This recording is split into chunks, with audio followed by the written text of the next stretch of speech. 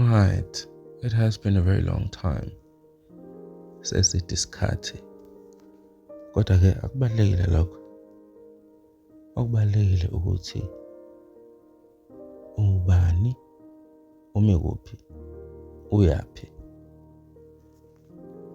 Sikhuluma ngomoya wesiphiwo nokushintsha kwesikhathi. Sikhuluma nge-lifestyle, impilo yomuntu onobizo, onesiphiwo, onemimoya eyadalwa abantu bakubo abangasekho abangena kuyena ngoba beney'nkanuko abafisa ukuzenza ngaye abangakwazanga ukuzenza. Abanye bayakwazi ukuzenza kodwa bangazenza ngendlela. If you take a look at iy'mpilo zethu right now, kunemibuzo ekhona. Suddenly kunama-doubts akhona.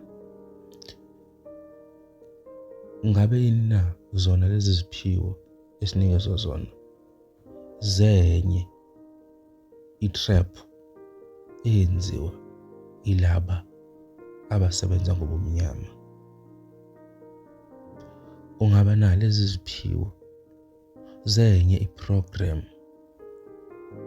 ukuthi zivimbe ukudlondlobala kwethu ngokomoya nangokukhula?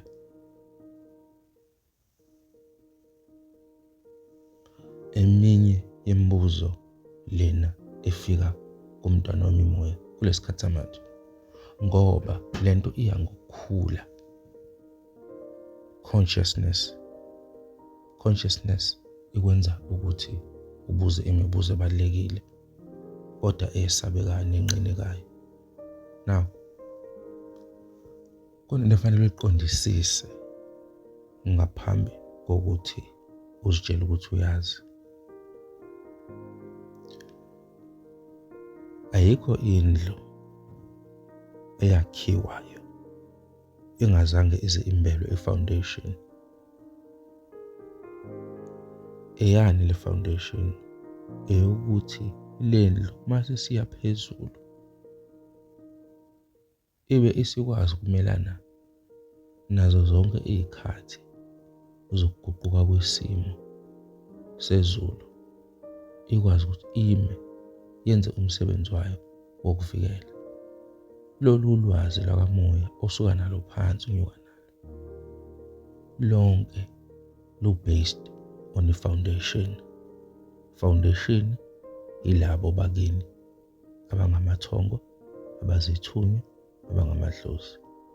Okuyiyona nto ebaluleke kakhulu ukuthi ubudlelwane, i-relationship, uyenze ukuthi ibe swift.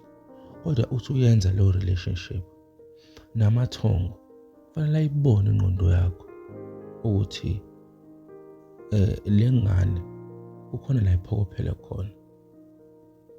Le ngane iyakwazi ukuthi ibe independent ngendlela eyicabangela ngayo.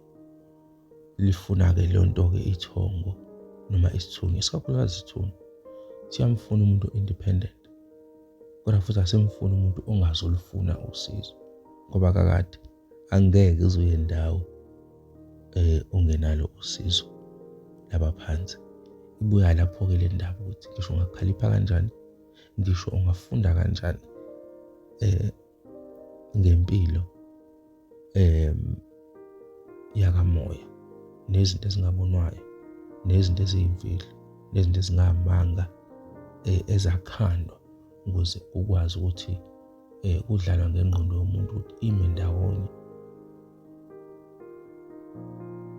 Ngeke kodwa uzukushintsha ukuthi uyalidinga usizo lalaba abaphansi kulesikhathi samanje, isikhathi se-higher consciousness. Igama lami ngumthandazo Zizwe, lena inkambi yesithunywa. Sikhuluma namhlanje ngesikhathi esishintshayo, changing timelines.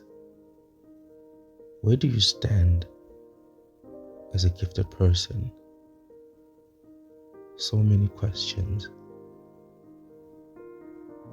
So many things are being said. Omunye usho lokhu, abanye basho lokhu, abanye basho lokhuya. Ngikholwe kuphi? Fika isikhathi lapho khona umntwana womoya mase ukhathele ukudlala igame. Yabona mase isiphiwo sesiphezulu ngokwegaba zazo saphinde sehla waba se-center wakhathala ukudlala igame yokusukela, yokufuna, yokuncenga, yokukhala, yama emotions, yokulahlekelwa abangani, ukulahlekelwa zithando, ukulahlekelwa zizinto, i-anger, waba se-center wathi akwenzeke okwenzakalayo without any anger or any sort of emotions, usuphakathi nendawo. Kunento eyenzakalayo lapho khona ungasaphuphi njoba wakade uphupha, bavala ithanqa amaphupho. There's a reason why all of a sudden we're seeing flying things on a daily basis. Izinto sasiyibona once in a blue moon sisakhula singabantwana, esesizibona njalo manje. Ucabanga ukuthi lezi zinto zenziwela for fun?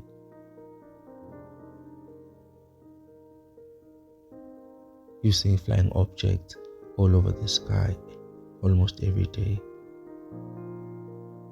There is something that is being done, obviously, and like only conspiracy theory, and we're not going to focus on that.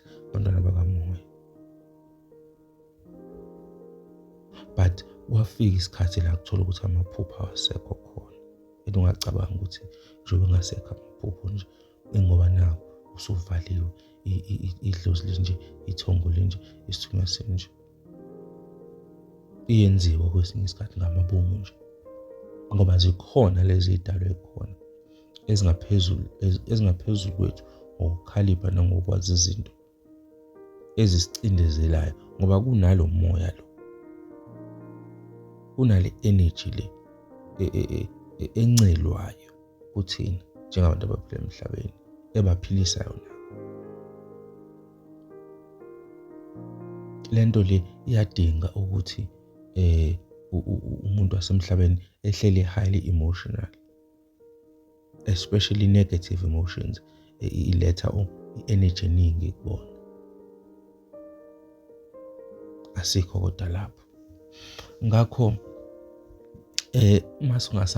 mase sifika leso sikhathi whereby we are in a center of not knowing, of not caring to even know, and then suddenly things zivele ziziletha zona kuwena, and then suddenly things ziziphendula zona. Kuba khona imibuzo ebakhona iphinde futhi ibe nezimpendulo. Konke uyakuthola uzihlalele phansi lapho khona ingqondo usuthi muhleli phansi ukulesi simo lesi sokuyeka igame yakamoya. Usawuthandaza umthandazo, usaya emanzini mawuthola ithuba, usaya entabeni mawuthola ithuba, usaya esontweni ngonikela, usakhuleka endlini, usafaka amabhayi, usafaka amajazi, kodwa igame awusayidlali ngoba usukhathele. You've been through a lot ngoba iyasokolisa lento. Izinto kulesikhathi samanje ziletha zona, kodwa zilethi ngale ndlela ocabanga ngayo futhi ngale ndlela ofuna ngayo, ziletha ngenye indlela kuwena.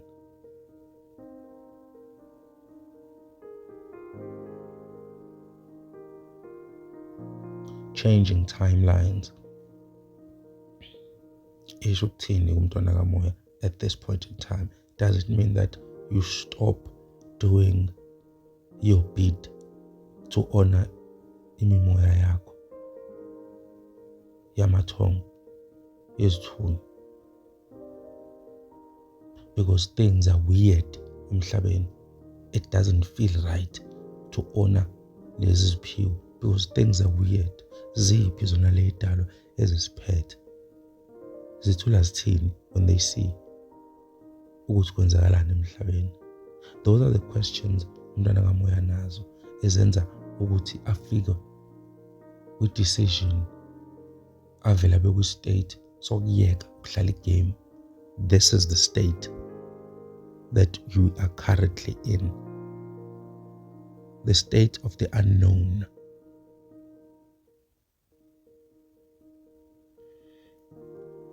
Lesi isikhathi esingamfuni umuntu oyigwala.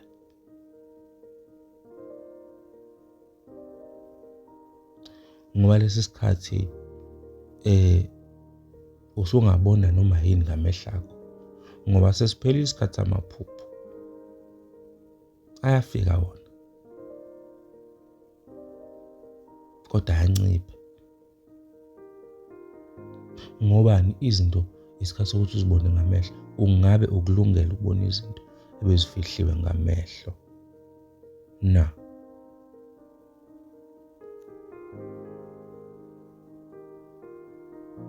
Changing timelines, ukushintsha kwezikhathi. Ungabe wena ukuphi njengomntwana kamoya?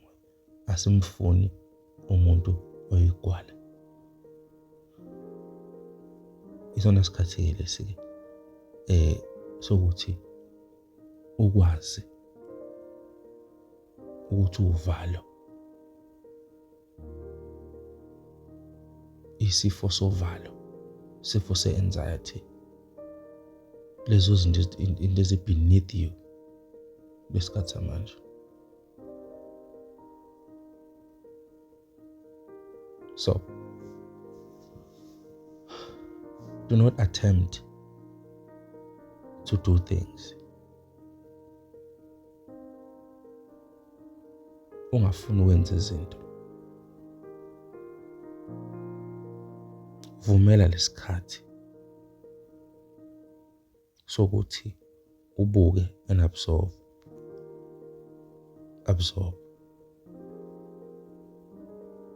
Don't make decisions. Let the decisions make itself.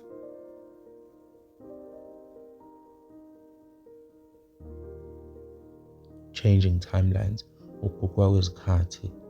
Ngabe wena ukuphi njengomntwana kamoya?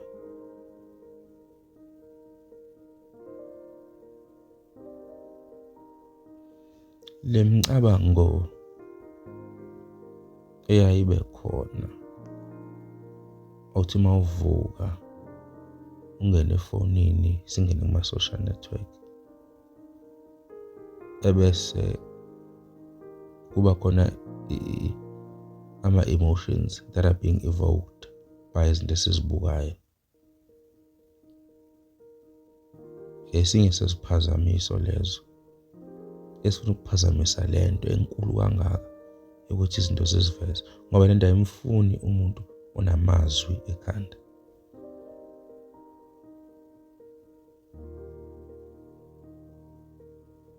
Engqondweni ungabi nawo amazwi, ngoba kusiba wakho lawo mazwi. Lamazwi emicabango yakho akusiwe wena loyo, imimoya yobumnyama leyo. Awudalelanga ukucabanga wena, wadalelwa ukuthi wenze ukulandela i-alignment yakho.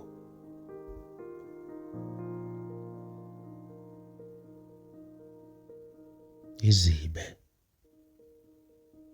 zitshela ukuthi akumina lo. Changing timelines, ukuguquka kwesikhathi esiphila kusona.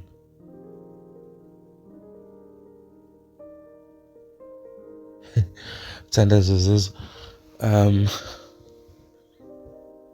Online consultation. The number is still the same. 061925 4942 061925 4942 on WhatsApp. On calls, I prefer going to WhatsApp first before you call me.